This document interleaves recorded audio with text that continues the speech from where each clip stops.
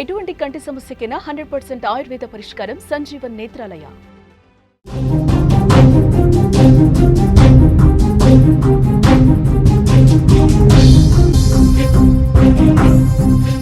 దాయాది దేశం పాకిస్తాన్ పై ప్రకృతి తన ప్రతాపాన్ని చూపిస్తోంది.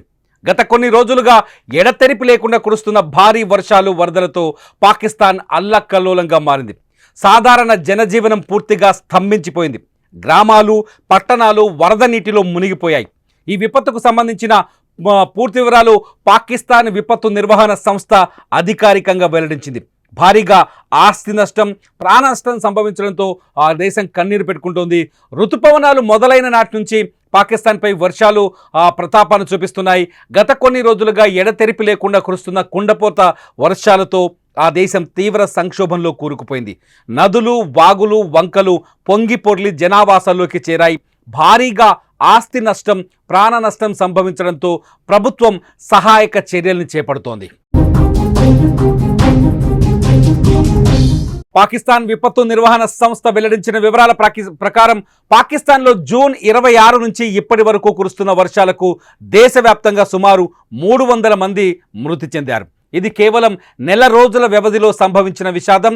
మృతుల్లో అత్యంత హృదయ విదారకమైన అంశం ఏంటంటే వీరిలో 140 మంది చిన్నారులే ఉన్నారు. అంటే మరణించిన వారిలో దాదాపు సగం మంది 10 ఏళ్ల లోపు వారి. ప్రాణ నష్టమే కాకుండా భారీగా ఆస్తి నష్టం కూడా సంభవించింది.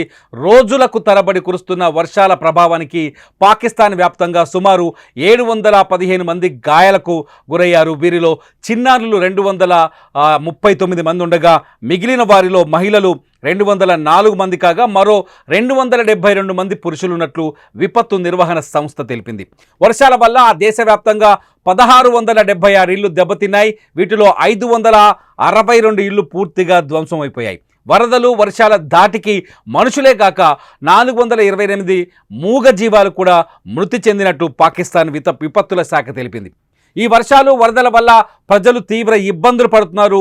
రోడ్లు, వంతెనలు కొట్టుకుపోయాయి. దీంతో అనేక ప్రాంతాలకు రాకపోకలు పూర్తిగా నిలిచిపోయాయి. సహాయక చర్యలు చేపట్టడానికి కూడా అధికారులకు తీవ్ర ఇబ్బందులు ఎదురవుతున్నాయి. అనేక గ్రామాలు, లోతట్టు ప్రాంతాలు పూర్తిగా జలమయమయ్యాయి. ఈ దుర్భర పరిస్థితుల మధ్య మరో 3 రోజులు కూడా పాకిస్తాన్ వ్యాప్తంగా భారీ వర్షాలు కురుస్తాయని అక్కడి వాతావరణ శాఖ హెచ్చరికలు జారీ చేసింది. దీంతో ప్రజలు మరింత ఆందోళనకు గురవుతున్నారు. రాబోయే రోజుల్లో ఈ ప్రాణ నష్టం, ఆస్తి నష్టం మరింత పెరిగే అవకాశం ఉందని అధికారులు ఆందోళన వ్యక్తం చేస్తున్నారు.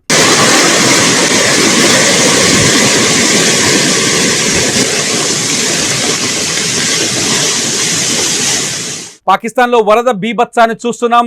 భారీ వర్షాలతో పాకిస్తాన్ అతలాకుతలమవుతుంది. చాలా చోట్ల నదులు, వాగులు, వంకలు పొంగి పొర్లుతున్న ఆ దృశ్యాలు మన స్క్రీన్ పైన చూస్తాం.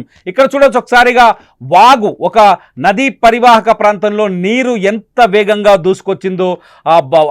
ఫ్లాష్ ఫ్లడ్స్ అంటే ఊహించని విధంగా క్షణాల్లోనే వరదలు ఆ ప్రాంతాన్ని చుట్టుముట్టిన దృశ్యాలు అనేకం కనిపిస్తున్నాయి. వరదల్లో అక్కడ జనం కొట్టుకుపోయారు, వాళ్ళ ఆస్తులు ధ్వంసమయ్యాయి. ఒక బిల్డింగ్ని చూడండి మీరు, ఆ వరద బీభత్సం వచ్చి ఒక బిల్డింగ్ని తాకుతున్న ఈ దృశ్యాన్ని చూస్తే పాకిస్తాన్లో వరదల పరిస్థితి ఏంటో మనం స్పష్టంగా అర్థం చేసుకోవచ్చు. దాయాది దేశం అయినప్పటికీ ప్రకృతి బీభత్సానికి అక్కడి ప్రజలు తీవ్రంగా ఇబ్బంది పడుతున్నారు. చాలా చోట్ల వాగులు, వంకలు ఊహించని విధంగా పొంగి పొర్లుతున్నాయి.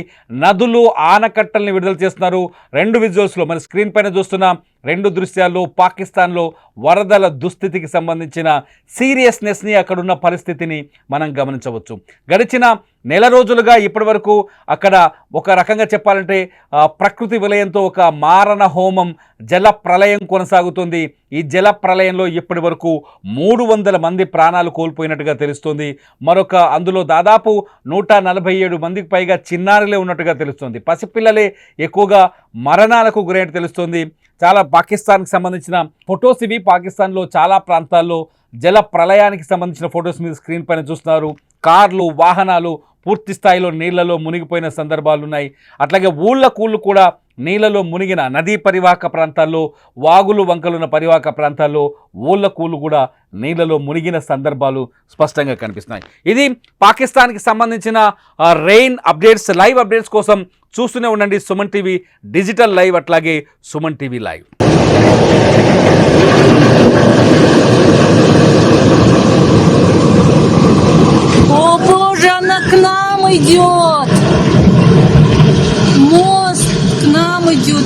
details.